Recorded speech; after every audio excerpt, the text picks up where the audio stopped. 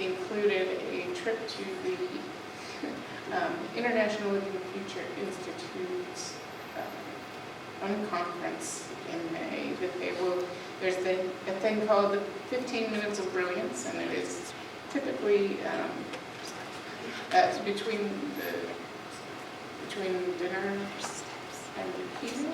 Is that it? But it is salad and appetizer. between the salad and the appetizers.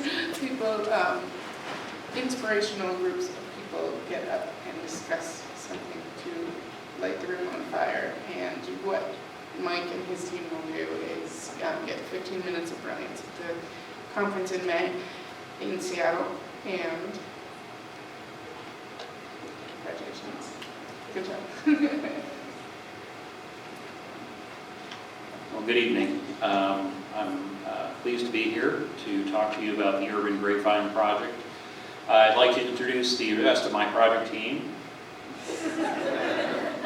Actually, one of them is in the audience, Jenny Wankowski, from Rain Underground LLC, our landscape architect. The other members of the project team were Marcy Medich and Lael Taylor from Medich Murphy Architects, and Tom Serra, who was our engineering consultant. So most of us know Washington, D.C. as a city of monuments, the seat of the federal government, and home to many historic districts, including some really beautiful streetscapes. There's also another side of Washington, D.C., neighborhoods that don't have access to these kinds of resources. Deanwood is one of those neighborhoods, and this is a picture of the site viewed from the sort of the eastern edge, so you can see sort of the layout of the site and what the neighborhood looks around it. Deanwood does have a proud history of being a self-reliant people. It was settled by African Americans after the Civil War, who built a thriving, vibrant community there. It was one of the hallmarks of that community was this sense of self-reliance about picking themselves up by their bootstraps and moving forward, and something that we'd like to see rebuilt, and we'll talk a little bit about that. One of the sons of Deanwood was Marvin Gaye, who part of the inspiration for the name of our project came from his song, I Heard It Through the Grapevine. I won't sing it for you here. I was going to, but my wife talked me out of it. So the grapevine is not only a great song, but also, if you think about a grapevine, it's a metaphor for connectedness. It produces a sweet fruit which can be converted into wine and often is. And so really the grapevine becomes an embodiment for this vision that we would like to see of a healthy, vibrant, and marvelous community and network. Deanwood has many amenities, including Marvin Gaye Park, which includes the trail, which the other speakers have talked to you about tonight. It's not too far from Woodson High School, and there are other very nice, very good schools in the area, and it has a state-of-the-art recreation center not too far away, but it's also fallen on troubled times. The per capita income is about half of the DC average. Unemployment rate is almost twice that DC average, and violent crime is significantly higher. Deanwood, if for reference here, and I'm probably going to push the wrong button because there are two things that are identical. There we go. The Deanwood is over in this area, so you can see that from 2000 to 2014, it has seen a marked increase in violent crime, whereas the rest of the city in general has not.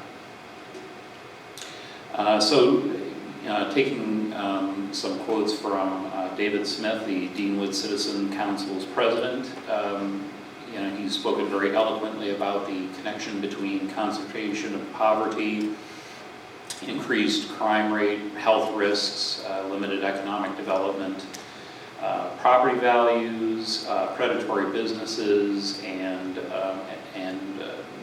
connection with low educational attainment. So really, in order to make a change in the area, we need to break this cycle.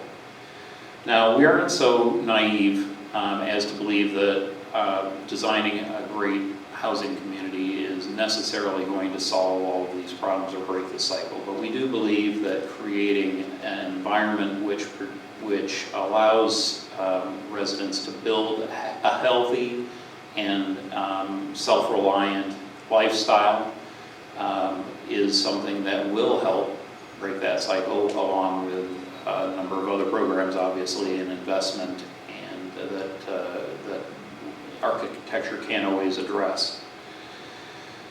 The Living Building Challenge is about creating a healthy and vibrant community for everyone, not just wealthy people. And so, taking our cue from that, since this was a Living Building Challenge competition, after all, the Urban Grapevine's goals were to create a small community of single-family homes, which promote a sense of community based on common shared interests within a broader context of self-reliance and empowerment. To reconnect residents with the natural world through sustainable agriculture, also permaculture, and to provide its own power, potable water, and food, some of the food, redefining the concept of affordability to include cost of living rather than just cost of construction. And finally, to help catalyze a citywide revolution through education and homegrown local economies. So the 4 pillars of our design concept were community, sustainability, resilience, and empowerment.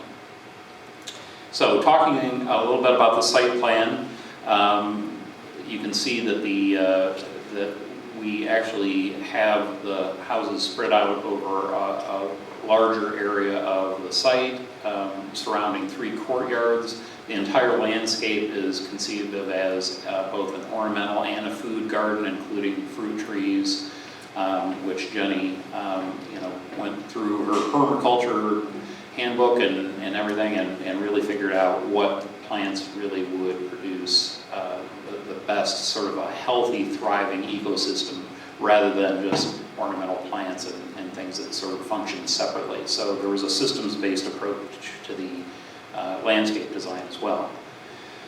In terms of the social organization, you can see that there are 2 smaller courtyards that the houses are clustered around, and the idea here was to create small, semi-private spaces that were visible, where every unit had a view onto every other dwelling.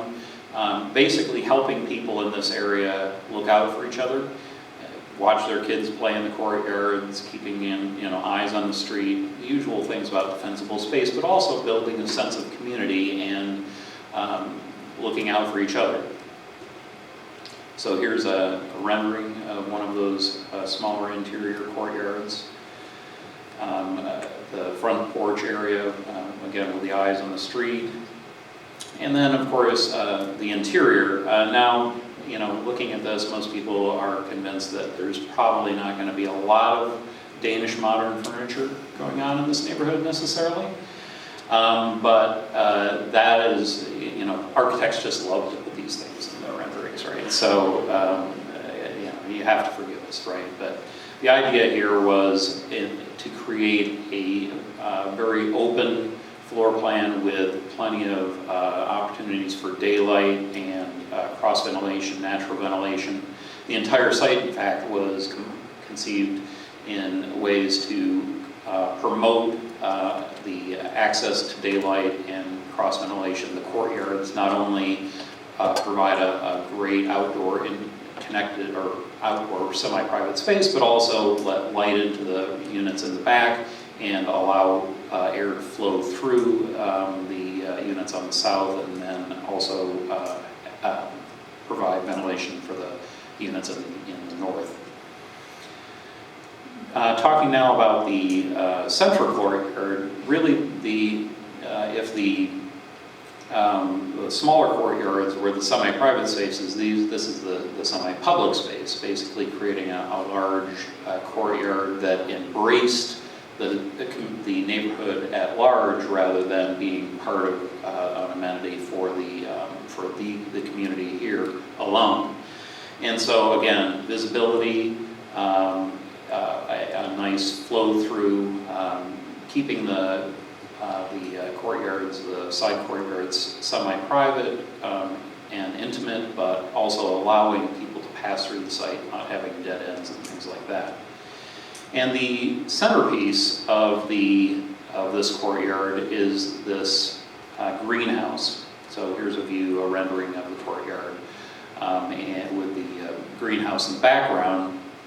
And really, it was the heart of the community, both figuratively, socially, and in terms of utilities, infrastructure. So talking a little bit about what was going on in there, rainwater cistern, all the rain from the various dwellings would be captured and brought to this rainwater cistern, a water filtration and sterilization system, batteries, and meters, and understanding that the idea behind this greenhouse is it's not just transparent to light, but it's also something where people get a chance to understand and basically own their infrastructure. This is part of the empowerment idea that so many people are cut off